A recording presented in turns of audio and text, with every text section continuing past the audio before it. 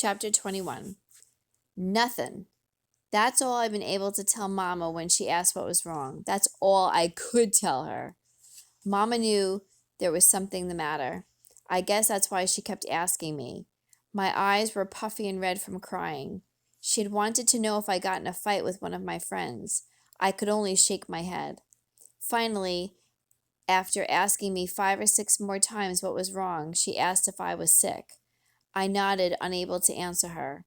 She took my temperature, gave me some aspirin, and put me in bed. I couldn't sleep. I couldn't even close my eyes. The few times I did, I could see Barbara Weston's evil face leering at me. I could see Bubba holding me and Barbara taking those rubber gloves and picking up whiskey bottles and watches. One at a time, she came back to where Bubba was holding me and forced an object into my hands. Then with her plastic gloves, she'd take it and put it back on the shelf. It seemed like they made me hold or touch half the stuff in the garage. VCRs, watches, rings, the chrome on the bicycles, and the gas tank lids on the motorcycles. Finally, when they tired of it, Barbara Weston told Bubba to let me go. Now, she said with that evil smile, you got your fingerprints all over everything.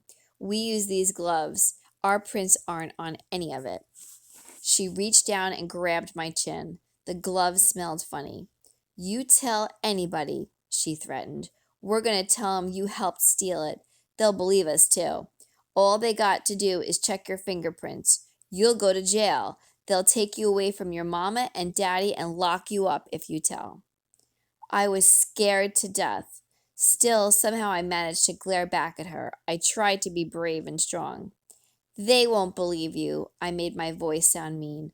My mama knows where I am. You steal stuff at night. She knows where I am every single night. They won't believe you. That's when Bubba spun me around, then picked me up and held me. I was so close to him, my nose was almost in his mouth. I gagged, nearly throwing up from the smell of stale cigarettes and old beer on his nasty breath. We'll get you and your family, he threatened. My daddy will kill you, I blustered. He's big and strong, and he'll... Bubba shook me so hard I thought he was going to break my neck.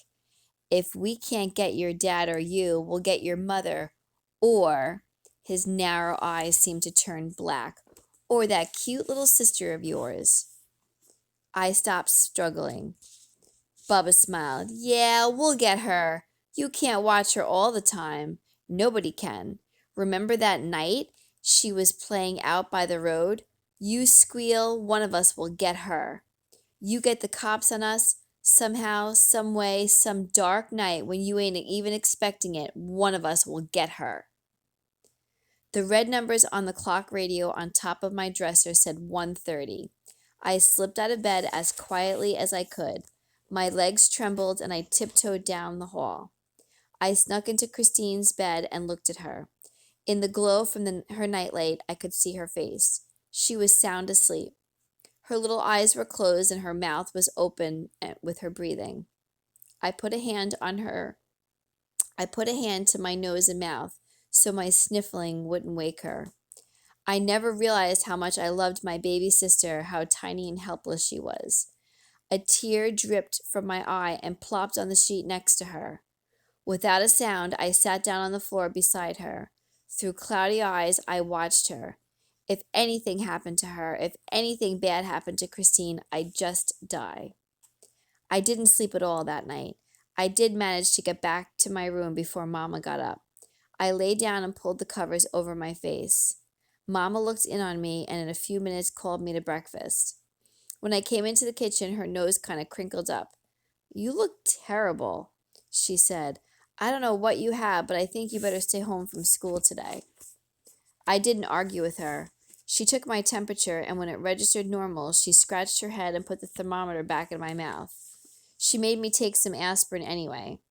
At lunch, she fixed me some chicken noodle soup. I didn't eat much of it, though. About 2, she peeked in to see if I was asleep. When I looked at her, she smiled. I've got a hair appointment, she said softly, and a few errands to run. I'll take Christine with me. You'll be all right while we're gone? I nodded and tried to smile. In the other room, I could hear her shuffling around.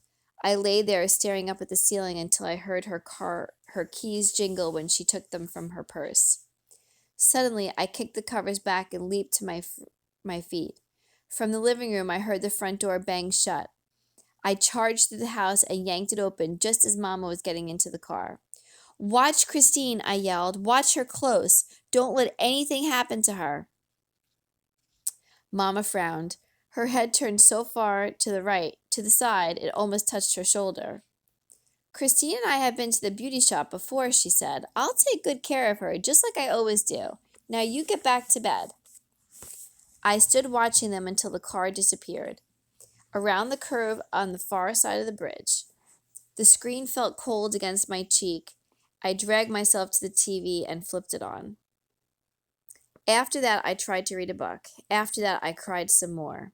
After that, late in the afternoon, I put my clothes and shoes on, figuring some fresh air might make me feel better. The phone rang. "Why weren't you at school today?" Dad's voice was excited. "You sick?" Yes. I didn't lie to Don. I really did feel sick. I really was sick. "Man, there was a lot going on today. You should have been there." When I didn't ask what happened, he went right on talking. "Jimmy Weston's got a black eye. It looks like somebody beat him to a pulp. You'll never guess what happened to him." I nodded. I knew good and well what happened to Jimmy Weston, only I didn't dare say anything. "He told everybody that the old witch caught him last night. You know, the old lady that lives out in the swamp? Well, he said he saw her sneaking around our house the night we got robbed. He said she caught him and said if he told anyone about it, she'd kill him or cast one of her evil spells on him. Then she beat him up." He paused a bit. "Ted, you still there?" "Yes," I whispered. "Daddy said he'd heard about it too. He says everybody who came to his dentist's office today was talking about it. People are really upset. I mean, can you imagine some old witch beating up on a little kid?" I wanted to tell him that the old woman wouldn't hurt a fly. I wanted to scream at him for being so stupid as to believe that lying Jimmy Weston. I wanted to tell Don. I wanted to, but I couldn't. I could only sit holding the phone and silently crying. I cried so much my eyes hurt. My nose was sore and it stung when I touched it with a tissue or with the sleeve of my shirt. And like some dumb little kid, I cried some more. "Gotta go," Don announced. "Dad needs the phone. Talk to you later."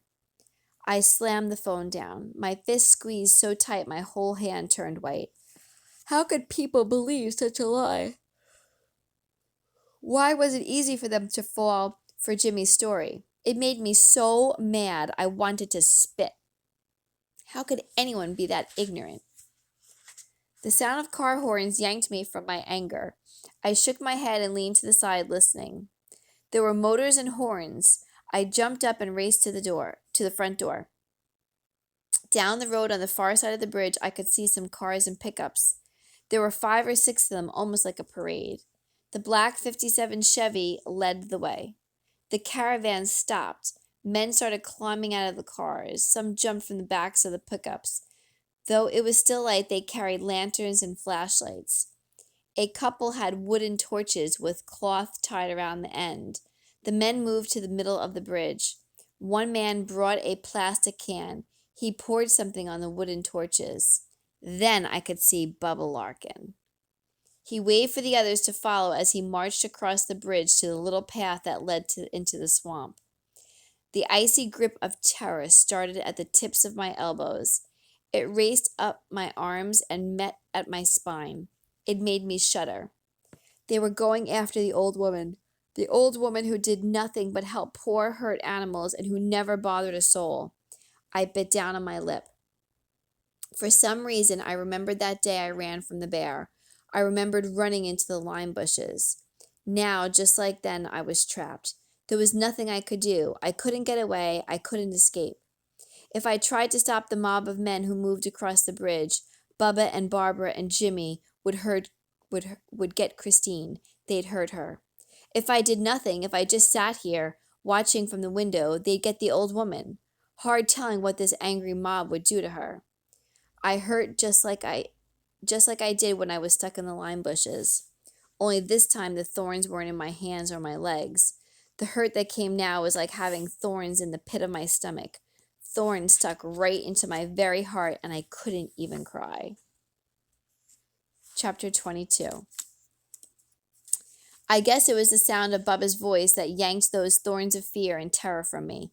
It was that sleazy, slimy voice, the same voice and tone that had earlier filled my heart and soul with fear. "Let's go get that old witch," he ordered. "She's been stealing this whole town blind." Just short of the path, one of the men stopped. "Don't you think we should wait for the sheriff?" Bubba turned to glare at him.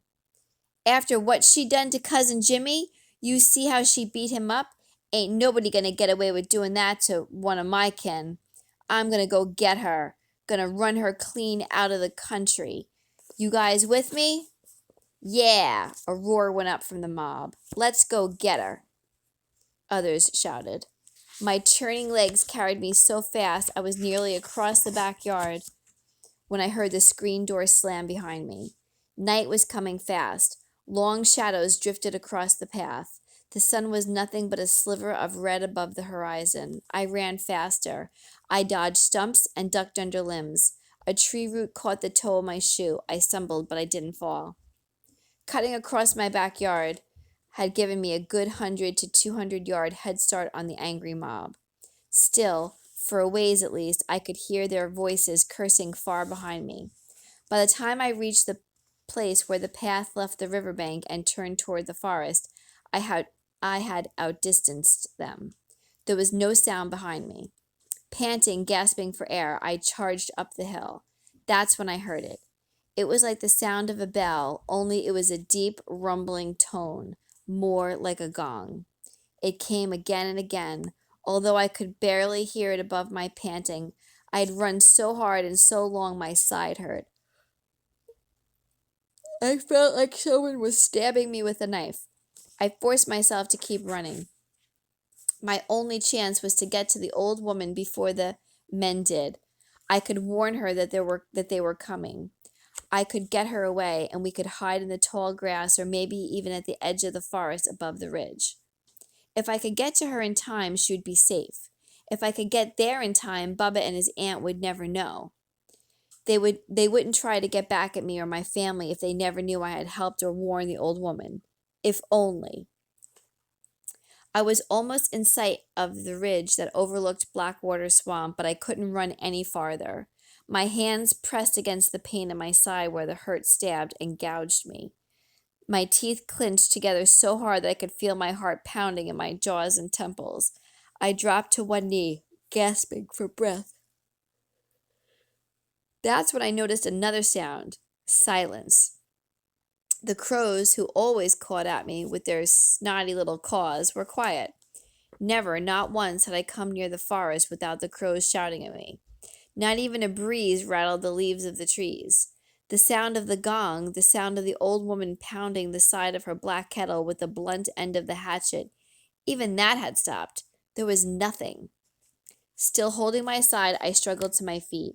At first, I walked. Then I began to jog. Finally, I ran. I had to get there. I had to get the old woman away from the island before the men caught up with me. I ran and ran and ran, and I gave a little skip hop as I topped the ridge above Blackwater Swamp. In midair, I remembered the day I ran into the back end of the bear. I landed and dug my heels into the soft dirt, sliding to a stop. The sun was gone now. There was nothing but an orange glow in the sky. Some clouds hung low in the west. I squinted, trying to see in the dim light. The path before me was clear. I charged down the hill. The fading light cast an eerie glow across the swamp behind the old woman's house. The swamp grass seemed almost red, like ripples of blood that swayed and drifted with the waving grass. "Old woman!" I screamed as I made the sharp turn at the bottom of the hill. I stopped running and walked along the bank, scanning the island for any sign of the witch. "Old woman, you got to get out of here. You got to run." When I heard no answer, I turned and walked quickly to the two boards that bridged the Blackwater. Old woman, there are men coming. They're going to hurt you. We've got to get away. I was still watching the island, hoping to see her. Maybe she was in the cabin. Maybe she was tending the animals. I moved on, not watching where I was going. Where are you, old woman? Hey, old... I bumped against something. Then an arm wrapped around me, held me tight. Startled, I gasped. A black arm gripped my chest. A gnarled, wrinkled hand clutched my shoulder so tightly I could feel the long fingernails digging into my arm. I looked up. The witch of Blackwater Swamp glared at me with black, angry eyes. The end of chapter 22.